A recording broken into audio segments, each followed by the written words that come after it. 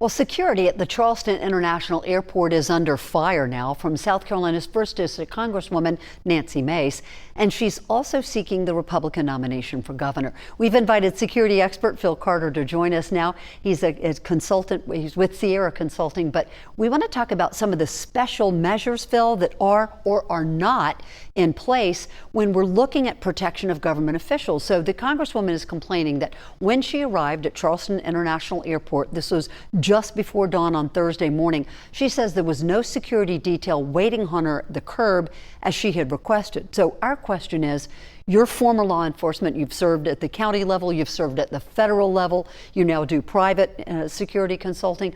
What is the protocol for protection for state and federal lawmakers? Right, so at the airport, it is generally a courtesy. It is not something that the police department or local law enforcement are mandated to do. They do it just because, I was looking, there's 9,600 threats that the threat assessment team from Capitol Police investigated last year, and they arrested around 600 people last year. So threats are real, but obviously there wasn't a direct threat that morning. Had it been a direct threat, the Capitol Police would have coordinated with the FBI, who would have been in charge of doing an investigation. And had they thought there would have been a threat that morning at the airport, they would have made sure she got inside safely. Okay, that's a great point, because in her news conference yesterday morning, she said that she has had, and quoting here, more than 1,300 credible threats a year. And she says that requires her to coordinate her security with airport security. First of all, is that a high number, 1,300 a year? And then how would that coordination normally take place? Well, if you review the literature, and the Hill is the document I was citing, 9,600 threats were investigated by the Capitol Police Threat Assessment Team, 1,300, but now threats are subjective. Right, so it depends on how you view the threat.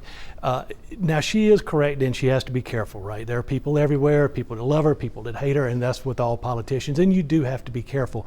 But the police department, if you hear them say it, she wasn't on time, she wasn't in the spot she was supposed to be, she didn't arrive in the color car that they were looking for, and again, it's a courtesy, right? It's a courtesy to get her through to the KCM. Now, the security said that they found her at the security security entrance to TSA, where the flight crew normally goes in. Why would she be there? So that is the KCM checkpoint. It's the known crew member checkpoint. It is where armed law enforcement, known crew members, staff enter, and you don't go through the regular TSA checkpoint. If you've ever been, you've seen people going down the side. That's what they're doing, and they could have been letting her do that as a courtesy as well. That's not unusual. Okay, so but now, and again, that's that. There were reports in the incident report that was filed that said that she was cursing at the officers there. But this is a pretty high stress situation for everybody. And I would think particularly for TSA people now with the government shutdown, they're working, they're not being paid. The stress level in an airport with security probably is a little bit higher than most places anyway. That's right. Well, TSA is not being paid. And depending on which airport you go to, sometimes it's a law enforcement officer manning that KCM checkpoint. Other times it could be a TSA agent. It depends. But yeah, that's a lot. Phil, you've traveled a lot. You have flown as security detail with a protectee. You've flown just as a civilian, but with a congressperson or a senator on board. What does it normally look like when somebody does or doesn't have protection? So when there's no threat, I've flown with congressmen, senators, elected officials who were flying back and forth to Washington, D.C., and my experience has been they sit in the passenger terminal with everyone else, they board with everyone else, they take their seat, some random person is beside them. Now, sometimes the aircraft crew will say, hey, would you mind switching seats? So they would let me sit beside this person because I'm armed. But I've never seen anyone request that.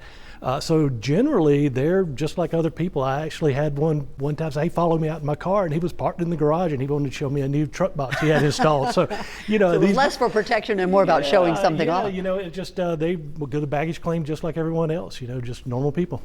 Well, she says she's going to pursue it, and I'm sure that the airport will probably be looking at the body cam and other videos. Well, that's the thing, right? So we'll find out, because there's video everywhere in airports and there's body cam. So you'll find out exactly how that went down. Phil Carter with Sierra Consulting. Thank you so much.